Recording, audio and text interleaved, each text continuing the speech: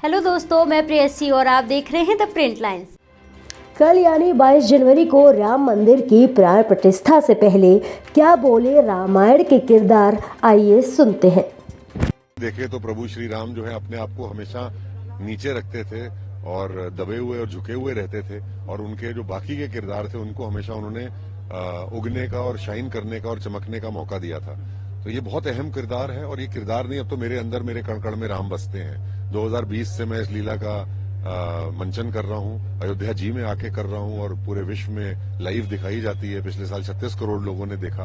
अयोध्या की रामलीला विश्व की सबसे बड़ी रामलीला है, जो सितारों की रामलीला भी कहते हैं इसको। और आप विश्वास मानिएगा कि ये सारे के सारे जितने भी सेलिब्रिटीज हैं, ये भक्ति भाव को ही आते हैं, नहीं तो और उनको कोई पॉलिटिशियंस भी आते हैं, अभी भी आ रहे हैं, मनोज तिवारी जी आएंगे, रवि किशन जी आते हैं, निरहुआ जी आते हैं, बहुत लोग आते हैं।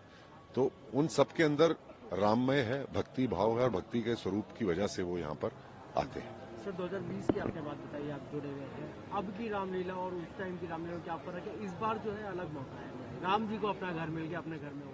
देखिए, तो बहुत बड़ी बात है, और मैं मौजूदा सरकार का शुक्रिया अदा करना चाहता हूँ, जिन्होंने हर देशवासी को अपने जीवन काल में ये मौका दिया कि वो इस प्यारे से अवसर का स्वाद ले सकें, और ये इतिहास बन गया है। अहिल्याबाई ने मंदिरों का निर्माण किया था, वो इतिहास में अमर हो गई थी। हमारे मोदी जी ने इस मंदिर का शिलान्यास करके और इसको बना करके अगले 2000, 3000, 5000 सालों तक अमर हो गए हैं, और भगवान स्वरूप है, मेरे को ऐसा लगता है। सबसे पहले तो जय श्री राम।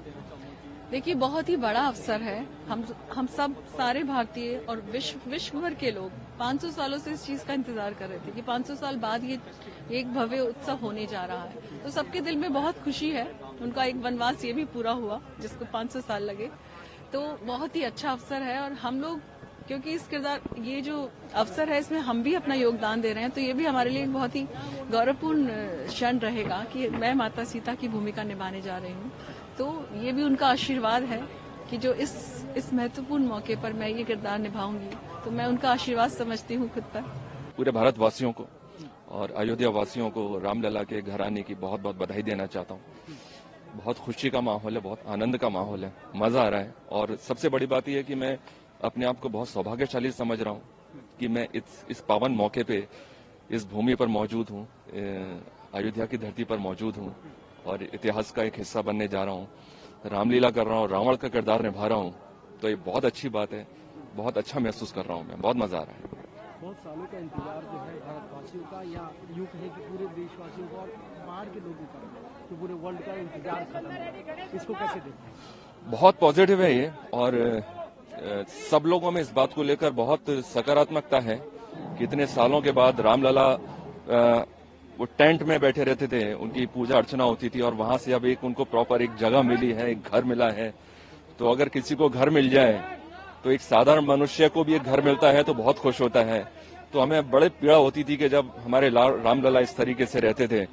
तो बहुत खुशी की बात है, और हर भारतवासी को ये गर्व महसूस हो रहा है कि उनके रामलला अब एक अच्छी जगह पे, एक महल में, एक राजा जो थे वो वापस एक महल में आ रहे हैं। कुछ लोग सर अभी भी इनविटेशन को भी डिक्लाइन कर दिया उन्होंने, और आने से भी मना कर रहे हैं, कह रहे कि राम जी हमारे हैं, जरूर इस पे आना। इसको एक पॉलिटिकल इवेंट तक बता दें। हाँ, ये देखो, पॉलिटिकल इवेंट ये नहीं बनना चाहिए था, क्योंकि ये कोई ऐसी बात नहीं है, ये कोई इंडिविजुअल बात नहीं है, व्यक्तिगत बात नहीं है, ये लोगों की भावनाएं थी।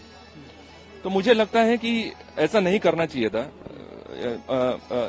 आपको आना चाहिए था। मैं तो बोलता हूं कि अगर ऐसी जगह पे भगवान के काम के लिए, प्रभु राम के काम के लिए, तो अगर इनविटेशन ना भी मिले तो भी आप जाओ। आपकी एक छवि बनेगी, आपके लोगों में एक छवि सुधरेगी। अगर आप प्रभु के काम के लिए जाएंगे, आप किसी के व्यक्तिगत काम के लिए नहीं जा रहे हैं, आप प्रभु के काम के लिए जा रहे हैं, तो मुझे लगता है कि बिना इन्विटेशन के भी जाना चाहिए। ऐसे ही और भी अहम खबरों को देखने के लिए बने रहिए द प्रिंट लाइन्स के साथ।